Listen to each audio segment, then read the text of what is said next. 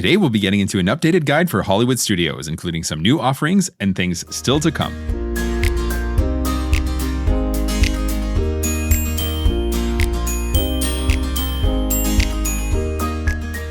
Hello and welcome to the Let's Go to Disney podcast. I'm Oliver. And I'm Lucie. Today is Sunday, May 24th, and you're listening to episode 141, an updated guide to Disney's Hollywood Studios.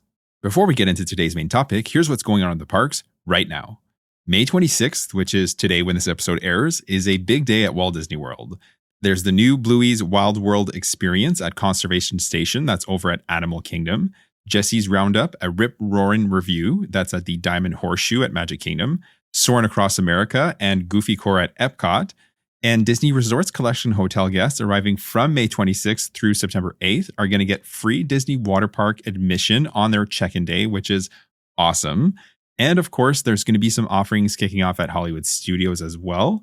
But we're going to get more into those in today's episode since it's about Hollywood Studios. That's right. The My Disney Experience app got an update. This is great news for annual pass holders or any guests that require theme park reservations. So you can now actually make and modify reservations right in the app. It used to be that you would actually only be able to do this on the web browser, like the desktop version of a browser. So not actually on a desktop, but just like, you know what I mean? Like in the search Safari, bar. Version. Exactly. So that's just a quality of life thing. That's a great update in my opinion. I agree. It doesn't impact like date-based tickets. So if you have date-based tickets, which is the tickets that most guests buy, that doesn't impact you. But you know, if you are an annual pass holder like us, my last trip actually, when I was there for the marathon weekend, I had a park pass reservation for Epcot, but I was at Hollywood Studios. And yeah, long story short, I had to like get out of line, log on. That's right. Do the switch. And it's like, whatever, it takes 2 minutes, but still it's like. This is just a nice little feature that saves some time. Yeah, exactly. And we don't often report on snack news, but this is kind of a big deal. So if you've ever been on a Disney cruise or have ever had breakfast at Crystal Palace at Magic Kingdom, you've likely had the Churro Mickey waffles, which are just so good. Well, now you don't need a park ticket or to go on a Disney cruise that's going to cost you at least like several $1,000s. Yes. Not that that's a bad thing. You should definitely go on a Disney cruise.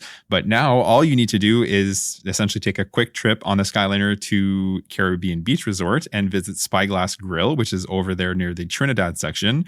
This is just a small quick service counter location, but it now serves Mickey Churro waffles. So your order is going to come with 3 of them with a side of like bacon and sausage, right? So it's like a breakfast item. And yeah, so you can find them right there. If you are in Walt Disney World and you want to go have some Mickey Churro waffles, hop on the Skyliner and go crush them because yeah, they're 100% worth it. Yeah, absolutely. And that's a sleepy little spot too, because we went to that one because it was close to where we were staying. Yeah, we stayed at Caribbean Beach in May and we were at the Trinidad section. So we literally walked by it every day. Yeah, I would assume it would be. Yeah.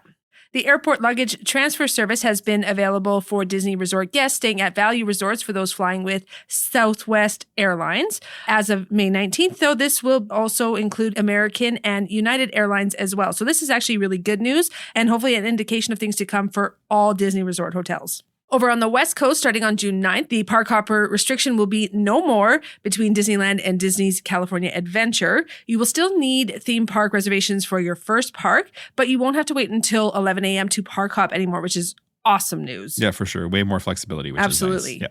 Yeah. In Universal news, HHN, or Halloween Horror Nights, has announced a new house for this year's event. This house will be based on Sinners, the popular horror movie starring Michael B. Jordan ×2. The house will be based on Club Juke, where you'll face off against vampires. So reminder that Halloween Horror Night will run August 28th through November 1st this year.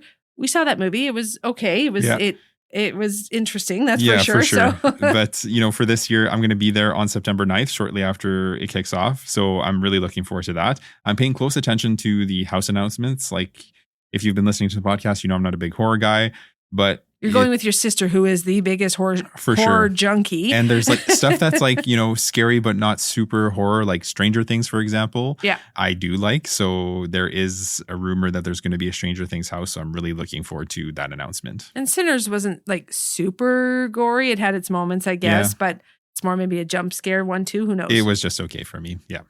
Outside of that, Not much is new for us this week. Still busy with the kids' activities until the end of June-ish. Swimming classes and dance are going to wrap up in the next couple of weeks. And then it's just going to be baseball until the beginning of July. And then summer opens right up, which is going to be nice. Yeah, for sure. I'm definitely looking forward to getting back some of our time during our weekends and our evenings as well. Yeah, for sure. We also went to see The Mandalorian and Grogu last night, and it was actually pretty good. Lots of action and a few laughs too. Sophia fell asleep towards the end, but Caleb, our son, really, really liked it. And so did I, yeah. I think I dozed off a couple of times as well. I'm not as big of a Star Wars junkie as Oliver is, but the little guy was cute. Yeah, Grogu is cute. And there were some funny bits yes, too. there was some funny bits, yes, for sure. It was definitely like entertaining. Yeah, it was a feel good for sure. So with that said, let's get into today's main topic, which will be an updated guide to Hollywood studios to factor in the new things that have already opened and things that are coming to the park. So like I said, May 26th, big day at Walt Disney World, and specifically for Hollywood studios, that means a new version of Millennium Falcon Smugglers Run, featuring the Mandalorian and Grogu, right? Which is obviously very timely with the release of the new movie, like we were just saying, right? That's no accident. The opening of Rock and Roller Coaster starring the Muppets is also on May 26th. That's the official opening. They've had like DVC and annual pass holder previews and like media events in the last few days. But that's the official opening date. Yeah, the big day. And there's also the partial opening of the Magic of Disney Animation, which is replacing Star Wars Launch Base, or I should say of the Walt Disney Studios Courtyard area. The building itself that's replacing Star Wars Launch Bay, which is the Magic of Disney Animation, that's not open just yet, but part of it is open, which is awesome. And then back on Rock and Roller Coaster, so it had a reimagining right into the Muppets. That's no secret. The archway that you walk under as you head in towards the attraction is now a dark gray color from its previous tan color. The limousine and the guitar have also been completely repainted with like fun, vibrant colors, like more like in line with the Muppets, I guess. The queue and the pre-show now feature the Muppets heavily, obviously, right? And just there's Muppets theming throughout. The pre-show is not unlike what it was when it was Aerosmith, right? Complete with like the backstage passes bit. The loading area is brighter now, though. So like that area where it was like brick and like, you know, chain link fence is like, it's still like that, but it's just more, there's more pops of color. Yeah, exactly. And yeah, the exit area has had a similar kind of facelift as well. And then of course, you know, you've got new music and the Muppets themed shenanigans throughout the attraction when you're actually like zooming through in the dark. Yeah, that'll be fun. Yeah. And pass holder DVC and media previews have been underway, like Oliver was saying. It officially opens today as this episode airs. It is also going to be a Lightning Lane multi-pass Tier 1 for the time being. The Walt Disney Studios Courtyard area, which replaced the old animation courtyard, is also partially open now. And the area features a ton of nods and Easter eggs that are true models of the actual Walt Disney Studios in Burbank. It looks really, really good in there, and we cannot wait to see this in person. We wouldn't say that you need to head there first thing in the morning. There really isn't any attractions or anything in there as of right now, but you should definitely go and check it out at some point during the day for sure. And like Oliver said, Smugglers Run now has a Mando and Grogu overlay. The new scenes add new characters, new locations, and a much more involved role for the engineers, which is actually a huge and welcome change. We've been engineers a lot in our travels when it's just the two of us, so we're definitely curious to see what the experience is going to be like. Now, I would normally just skip this one, but I'll definitely have to like just skip this ride in general, especially when it's just the two of us. For sure. But we'll have to definitely try it out to see if it gets a little bit better. For sure. I've only heard good things like, you know, from media previews, and then also a good friend of mine actually experienced it over in Disneyland, and she said that it was awesome. Perfect. Even as the engineer. There you go. Yeah. Oh, it's very promising. And then you also have the Disney Junior Mickey Mouse Clubhouse Live, which is the refreshed Disney Junior Play and Dance show over there. That's still in that Walt Disney Studios Courtyard area, which, yeah, all of that just opens on May 26th. It's a big day. Everything outside of the Magic of Disney Animation, which is inside the building, the new building with the Sorcerer Mickey hat back there. So with all of that happening this week, we thought it would be a good time to put out an updated guide to Disney's Hollywood studios, right? Just to reflect some of the new offerings that the park has and, you know, talk about a strategy or strategies and just kind of how you can structure your park day as a whole. Yeah, absolutely. So first things first, getting to the park. So if you are staying at a Skyliner resort, so think Pop Century, Art of Animation, Caribbean Beach Resort, or Riviera, and then by extension, the Epcot area resorts, so Boardwalk and Yacht and Beach Club, your best bet in those cases is to get to the park by Skyliner. The Skyliner station is right before the turnout for the buses. And if you are park hopping during the day, the best way to get to Epcot is definitely using the Skyliner as well. But the boats are also a really nice change of pace or whatever. Yeah, if you for sure. prefer those, we love taking the boats when we have some extra time. Yep. If you're arriving from any other resort, though, it's likely going to be the bus to get to Hollywood Studios. Yeah, exactly. And like you said, the buses are just past where the Skyliner station is. Yeah, exactly. Yeah. Now, for early entry, Hollywood Studios early entry works a little bit different now than it did a little while back. Changed last year, I do believe. Yeah, I think it was around that time. Yep. Yeah, so not that long ago, if you qualified for early entry, you would scan your ticket or a magic band before you got to the touch points. If you didn't qualify, you'd have to actually wait away from the touch points until the early entry crowd got in, and then you would be able to scan in a half an hour after early entry was over. Nowadays, anyone can queue at the touch points, and they scan your ticket or a magic band before you enter the queue for whatever attraction you are going to. So if you don't qualify, you'll still be able to get actually into the park and then walk around, take photos, grab a coffee, but you won't actually be able to ride anything until the park officially opens. Yeah, that's right. It doesn't actually change anything in terms of experience for the early entry folks, right? But it does allow guests to enter the park at opening if you don't qualify for early entry, right? So you can kind of like make your way towards the area that you're going to want to be in when the park officially opens to you. Just makes the Starbucks line a little longer. Yeah, for sure. Exactly. And then unlike Magic Kingdom and Animal Kingdom, guests tend to disperse quite a bit during early entry at Hollywood Studios. So for example, at Magic Kingdom, you have no choice. You're either going to Fantasyland or Tomorrowland. So everyone is going there. At Animal Kingdom, everyone is going to Pandora, right? There's like zero dispersion at Animal Kingdom whatsoever. There's a bit more at Epcot, right? With the two entrances and with Remy and Frozen kind of on the one end and Test Track and Guardians on the other. But at Disney's Hollywood Studios, right, some folks are going to Rise of the Resistance. Some folks are going down Sunset Boulevard for Tower of Terror and Rock and Roller Coaster. And then some folks are heading to Toy Story Land for Slinky Dog Dash. So dispersion is actually pretty good over there at Hollywood Studios. Yeah, that's right. There's honestly no right or wrong. We have rope dropped all three of these before, and it's definitely taster's choice. We would actually say that right now we would be more likely to rope drop Sunset Boulevard to go and ride Rock and Roller Coaster, since we actually haven't ridden the reimagined version yet. Even with our kids, I think that's what we would do. For sure, yep. But if you are planning on doing it at some point during the day and you have a lightning lane for it, or if it's your first trip and it'll be your first experience with it regardless, no need to prioritize unless it's really, really important to you.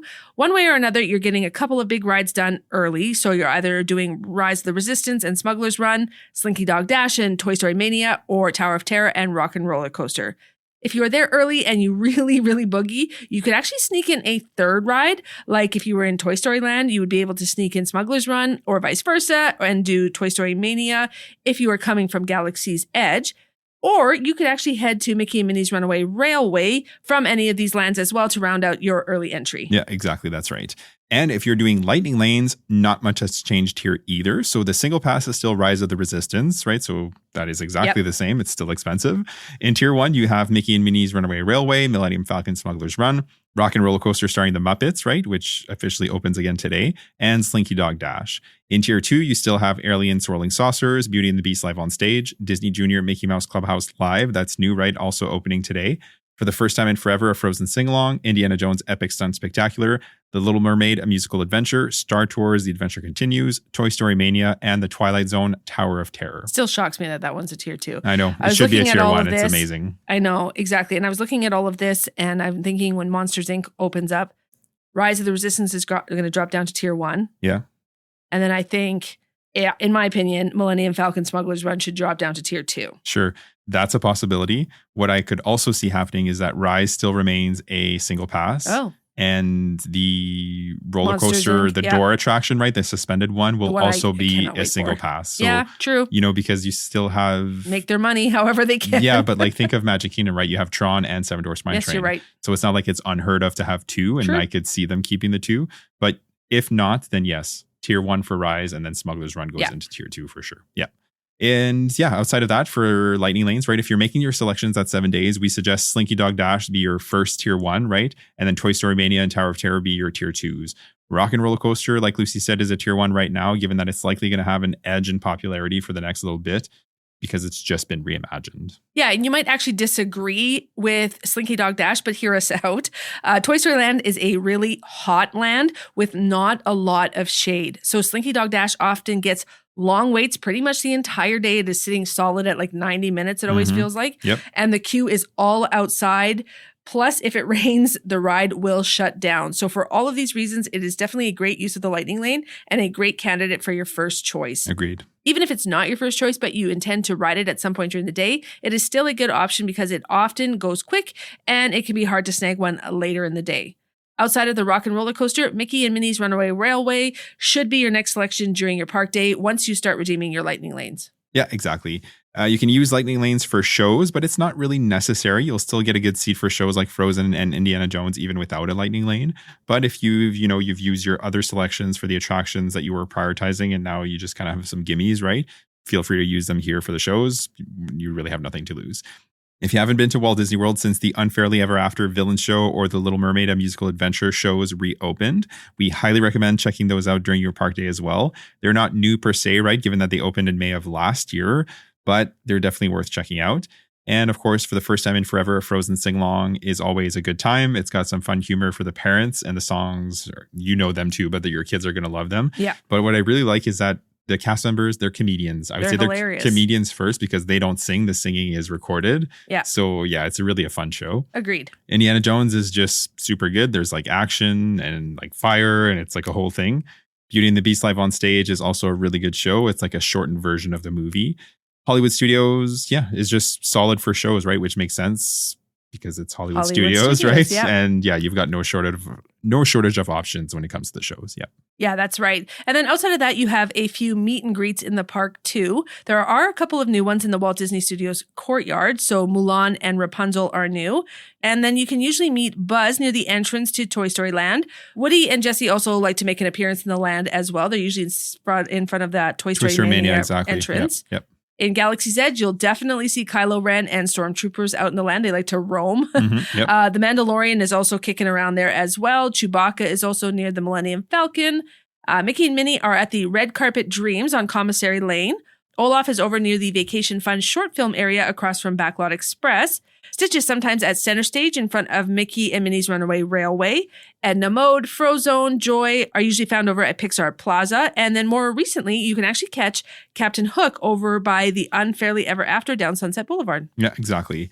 And then for dining, when you first walk into the park on your right, you have the Trolley Car Cafe. This is the Starbucks location in the park. This is where you're going to find the hugely popular carrot cake whoopie pie. They are essentially just, there's like, what do you call them? Coolers, I guess you could say. Yep. Like right beside the displays, queues. yeah. And you can just grab it. They're in a plastic container. You pay for it when you go up, grab your coffee, and away you go. Down Sunset Boulevard, you have the trio of quick service locations. So Rosie's All-American Cafe, Catalina Eddie's, and Fairfax Fair. You also have Anaheim Produce here for some fresh options and Hollywood Scoops for all of your ice cream needs. Over by the exit of Tower of Terror, there's a Joffrey's cart. So this is usually nowhere near as busy as the Starbucks if you just need a coffee, right? And then back up towards the center of the park to the right of Mickey and Minnie's Runaway Railway, you have Hollywood Brown Derby, which is a signature table service restaurant that has the attached lounge. So this is actually where you're going to find that popular Cobb salad, which is super good. It is super good. I agree. And then next to Echo Lake, you have Dockside Diner, which is a quick service counter. On the other side of that, you have Gertie's Ice Cream of Extinction. That's where the big dinosaur is. Yes, you can't miss it. You can't miss it. And then right across from there, you have two table service restaurants, Hollywood and Vine, which is a character buffet. It features Minnie's Seasonal Dine, which will change throughout the year. For spring, it's Springtime Dine. Summer is Summertime Dine. Fall is Halloween Dine. And holidays is Holiday Dine with outfits to match as well. It's all very cute, I think, in there. For sure. Yeah. And then next door to that is 50's Primetime Cafe. Here, the cast members will treat you like family and they're going to call you out for, let's say, putting your elbows on the table or if you don't finish your veggies. It's all in good fun, though. But if you're really not into that, that's just something that you should consider and then maybe want to skip that one. Yeah, exactly. Yeah. There's also the attached tune-in lounge here as well. Yeah, that's right. And then just up from there near Indiana Jones, you have the Oasis Canteen for beverages and Epic Eats for funnel cakes. And just around the corner is one of our favorite quick service locations, and that's Backlot Express. This is where you're going to find the popular Wookiee cookie. And then over on Commissary Lane, you've got ABC Commissary, which is another solid quick service and another one of our favorites with plenty of indoor seating with air conditioning, which is really nice on a Hollywood Studios day. Just up from there is our favorite table service restaurant in the park, and that's Sci-Fi Dine-In. The food itself is nothing to write home about, but it's a vibe that keeps us coming back again and again, I would say. It's just like quiet, cool. Hollywood Studios feels hot to me. Like, it's very open. There's not a ton of shade exactly. anywhere. So Sci-Fi Dine-In and like the dark, the AC is perfect for that. And right around the corner, there is Baseline Tap House, which is a great spot just to stop for a drink and light bites. Their pretzel and charcuterie board is really good. And down the walkway that used to lead to Muppets Courtyard, you have Ice Cold Hydraulics. This is a newer snack location, and it has beverages and some light bites as well. Yeah, that's right. And then inside of Galaxy's Edge, you have Kat Saka's Kettle. This is where you're going to find the Black Calf Cold Brew and the Outpost Popcorn Mix. Ronto Roasters is just around the corner, and this is where you're going to find the popular Ronto wraps, but only until 3 p.m. And then after that, you can actually get them at Docking Bay 7, which is the main quick service restaurant in the land. And don't let the food item names fool you. You actually have some really good options here, despite the funny names. You'll also find the milk stand where you can get blue or green milk. That's not a favorite of ours, but it is popular. Yeah, it's like a rite of passage, I guess you could say. If you just want to try it, that's where you find it. Yeah. And then over in Toy Story Land, you have the hugely popular Woody's Lunchbox, which is where you're going to find the Tacho Bowls and the very popular Lunchbox Tarts, which are just essentially huge Pop-Tarts. Exactly, yep. There's the new popcorn and snack stand right next to that one as well. That just opened not too long ago. And then further in, you have the table service Roundup Rodeo Barbecue, which is the table service restaurant themed to Andy's Room. The meal is served family style and it's barbecue style food. There are plant-based options as well if you prefer. It's actually a really fun atmosphere in there for sure. Yeah. And the food was good. Yeah, we've actually haven't been here since the first year it opened, which I think was 2023. So we're definitely due for another visit for sure. I agree. Because it was good. Yep. We were sat at probably the worst table in it, though. We couldn't see anything. Which is unfortunate, but I think we're due to give it another try for sure. I agree. Yeah. And looping back around near Pixar Plaza, you have the market. This is where you're going to find the Jack Jack Num Num cookie. And there's also a Joffrey's cart right next to it as well for, more coffee. In terms of enchanting extras or experiences that cost an additional fee on top of your admission, you can build a lightsaber at Savi's workshop. It's a whole experience and it costs a whopping $274.99, right? And that's before tax. And over at Droid Depot, you can build your very own droid. The experience is nowhere near as immersive and nowhere near as expensive. And the price for that is $129.99. Again, that's before tax. For other merchandise stores, like any good Disney park, right? You have a ton of merchandise stores all over the park. Some of the highlights are Mickey's of Hollywood and Celebrity 5 and 10 on either side of Hollywood Boulevard near the entrance to the park. Legends of Hollywood, Once Upon a Time, and Beverly Sunset Boutique. That's down Sunset Boulevard. The shops in Galaxy's Edge, like the market area, there's a bunch of them in there. And the shops near the exit of Toy Story Mania and Tower of Terror. There's like specific Toy Story merch and Tower of Terror merch. But you'll also find other like Pirates, I think there's some pirate stuff in there. Haunted Mansion? Yeah, like a spooky type stuff spooky over stuff, there. Yeah. There's really actually no shortage of stores in the park, and you should definitely be able to find pretty much anything that you are looking for. I do find that they have a better selection of mini ears there. Yeah, sometimes for sure. Mini ears, whatever you want to call them. Exactly. We've actually had really good luck finding some of the merchandise that we've been looking for on property at Hollywood Studios. Like I was saying, like I have found pretty much all my mini ears there, I'm pretty sure. And you found a Spirit jersey that you had been eyeing forever and we couldn't find it anywhere else. And then you finally found it there. Yeah, I think we mentioned this a few episodes ago, but it was a blacked out, like black on black lettering Spirit jersey. Right. And this is where I found it. Yeah. I think it was over at Mickey's of Hollywood. Yeah. So aside from that, the First Aid Center is right at the front of the park near guest relations. Should you need anything like Band-Aids, over-the-counter painkillers like ibuprofen, or just honestly a quiet place to sit if you are overheating or something like that. Stroller and ECV rentals are on the other side of the entrance if you are ever in need of one of those. The Baby Care Center has recently moved from the front of the park here to the new Walt Disney Studio Courtyard area. I actually just saw a video of that today, and it looks super like beautiful in there. Yep. A really nice upgrade. It actually looks really family friendly too. For like sure. If you are going to nurse your baby or whatever, and you have another child with you, there's a whole spot where they can sit and watch a movie or play. Absolutely. It's a major upgrade in my opinion, and like we are beyond the age. We would never go in there. No, exactly. Our kids are 8 and 11 now, right? We don't have a use for it. But yeah, if you have, babies or very, very young children, it's super nice in there. Yeah, agreed. There's also several water bottle refill stations. So there's one near guest relations at the front of the park, one inside ABC Commissary, one next to the Grand Avenue washrooms, 3 in Galaxy's Edge. So there's one near the washrooms closest to Katsaka's Kettle, one over at the exit queue of Smugglers Run, and one near the washrooms by the milk stand. There's one near the washrooms at Pixar Plaza, and last but not least, one near Anaheim Produce on Sunset Boulevard.